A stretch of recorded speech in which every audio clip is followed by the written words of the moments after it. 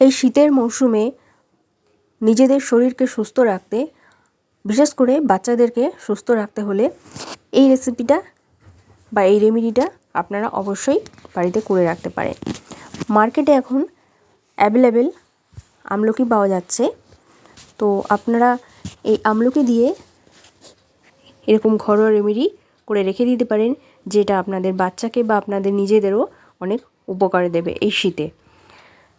আমি এখানে কিছু ফ্রেশ আমলকি নিয়েছি, ধুয়ে ভালো করে শুকিয়ে নিয়েছি, আর নিয়েছি একটা আদার গাঁট। এবারে আমলকিগুলো আমি একটু এখানে তাওয়া গরম করে তাওয়ার মধ্যে সেঁকে নিচ্ছি। আপনারা চাইলে এখানে যদি আপনাদের কাছে ছাঁকনি থাকে সেটার মধ্যে করেও এভাবে পুড়িয়ে নিতে পারেন। কখনোই এটা জলে সেদ্ধ করবেন না, তাহলে কি হবে, আমলকির সমস্ত গুণাগুণ নষ্ট হয়ে যাবে। এভাবে হালকা আগুনে উল্টে পাল্টে এগুলোকে সেঁকে নিতে হবে। আরেকবার বলি, যদি আপনাদের কাছে নেট থাকে তাহলে নেটের মধ্যেও করতে পারেন। আমি এখানে তাওয়ার মধ্যেই করে নিচ্ছি। এগুলো পুরো করা হয়ে গেলে ঠান্ডা জলের মধ্যে দিয়ে এগুলোর খোসা ছাড়িয়ে খুব ভালো করে পরিষ্কার করে নিতে হবে। 2 থেকে 3 বার জল পাল্টে পাল্টে আমি এইভাবে পরিষ্কার করে নেব, আর এগুলোকে আরেকটু ঠান্ডা হতে দেব। এখানে আদাটা নিয়েছি, কারণ আদারও প্রচুর গুণাগুণ আছে, সেই জন্য আদাটা এখানে অবশ্যই দেবেন। আরও বেশ কিছু জিনিস আমি এখানে অ্যাড করব, চলুন দেখে নিই। একটা শুকনো কড়াইতে প্রথমে আমি দিয়ে দিচ্ছি 1 চামচ জিরে, দিয়ে দিচ্ছি জোয়ানটা এখানে আমি 1/2 চামচ দিলাম।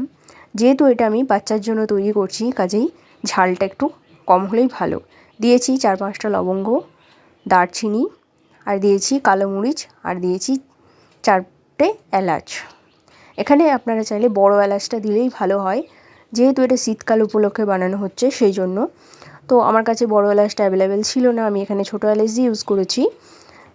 খুব ভালো করে একটু শুকনো খোলায় এগুলোকে যতক্ষণ এর গন্ধটা বেরোচ্ছে ঠিক ততক্ষণ পর্যন্ত একটু নাড়াচাড়া করে নেবো। একদম ধিমে আঁচে এটাকে করতে হবে, জাস্ট একটু নাড়াচাড়া করে নিয়ে এর ফ্লেমটা বন্ধ করে দিতে হবে, এবং এটা সঙ্গে সঙ্গে তাওয়ার থেকেও নামিয়ে ফেলতে হবে, নাহলে পুড়ে যাবে।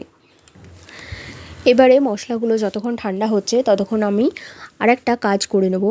যে আমলকিগুলো আমরা রেডি করলাম সেই আমলকিগুলোকে একটু কাট করব।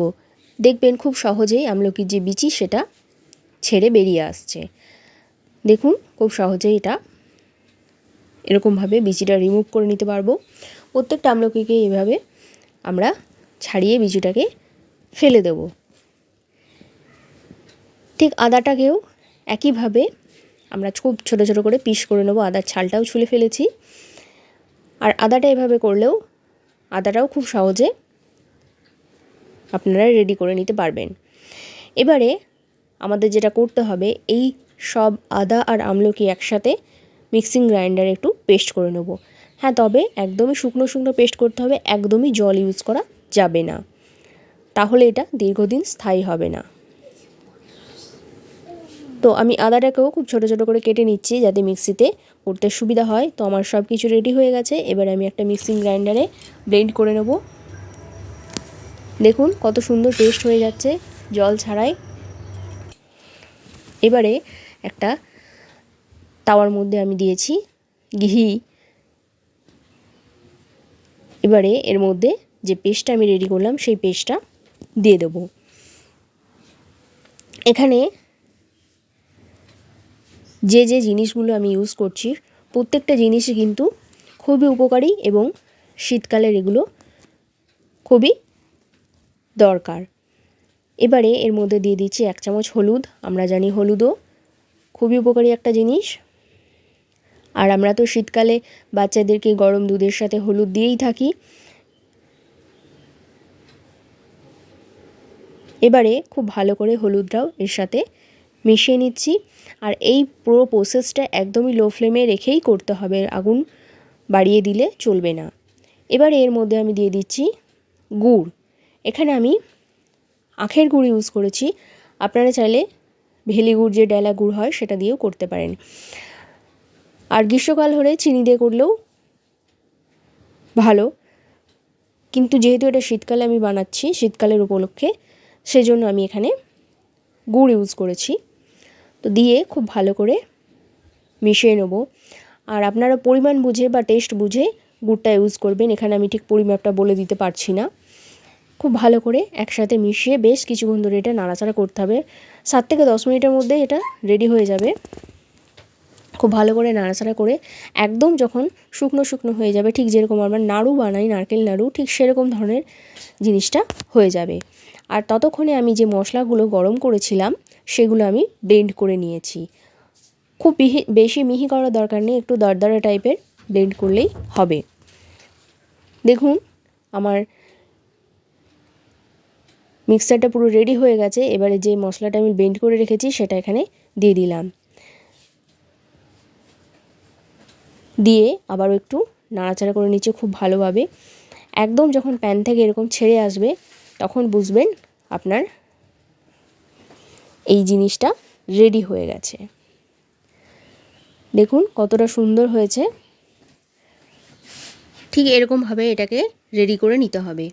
এবারে একটু ঠান্ডা হয়ে গেলে হাতের মধ্যে একটু ঘি মেখে এরকম নাড়ুর আকারে আমি গড়ে নিচ্ছি। বাচ্চাদের কোনো জিনিস খাওয়াতে গেলে তাদের সামনে আগে সুন্দরভাবে প্রেজেন্ট না করলে তাদের খাওয়ানোটা কিন্তু খুব মুশকিলই হয়ে যায়। আর যেহেতু এটা আমলকি দিয়ে বানানো আর এত সুন্দর মশলা দিয়ে রেডি করেছি, টক মিষ্টি ঝাল খুব সুন্দর একটা টেস্ট আসবে এই নাড়ুটার। তো আমার রেসিপিটা কেমন লাগলো অবশ্যই কমেন্ট করে জানাতে ভুলো না। আর যদি ভালো না লাগে তাহলেও ডিসলাইক করতে পারো বা কমেন্টও করে জানাতে পারো কেমন ভালো লেগেছে না খারাপ লেগেছে। আর এরকম নিত্য নতুন রেসিপি পেতে অবশ্যই পেজটাকে ফলো করবে যদি ফেসবুক থেকে দেখছো। আর যদি আমার চ্যানেলে নতুন বন্ধু হয়ে থাকো ইউটিউবের, তাহলে আমার চ্যানেলটা অবশ্যই সাবস্ক্রাইব করে নিও। পাশে থেকে বেল আইকনটা প্রেস করে দিও যাতে করে পরবর্তী ভিডিও নোটিফিকেশান আপনার কাছে পৌঁছে যায় খুব সহজে। তো প্রত্যেকটা নাড়ুই আমি এরকম করে পাকিয়ে নিচ্ছি আর তিল দিয়ে একটু কোটিং করে দিচ্ছি যাতে করে লুকটা খুব সুন্দর আসছে। এতে করে বাচ্চারা খুব পছন্দ করবে এবং খেতেও খুব ভালো লাগবে। আর তিল তো সবাই জানো খুবই উপকারী একটা জিনিস। আর যদি এরকম করে তিল দিয়ে কোটিং করা হয় তাহলে একটা নাড়ুর সাথে একটা নাড়ু লেগেও যাবে না। তো সেই জন্যই আমি এরকম করে তিল দিয়েও কোটিং করে দিলাম। আর দেখো কতটা সুন্দর দেখতে লাগছে, মনে হচ্ছে সবগুলো এখনই শেষ করে ফেলি, কিন্তু এটা অনেক দিন স্টোর করে রেখে তোমরা খেতে পারবে, সারা শীতটা ধরেই এটা খেতে পারবে। এটা খুবই ভালো থাকবে আর খেতেও অসম্ভব সুন্দর হয়েছে। একবার অবশ্য হলেও বাড়িতে বানিয়ে দেখো আর পুরো শীতটাকে উপভোগ করো। সুস্থ থাকো, ভালো থাকো, খুব খুব খুব এনজয় করো সারা শীতকালটা। এভাবেই আমার পাশে থেকো, ভালো থেকো। দেখা হচ্ছে পরবর্তী ভিডিও।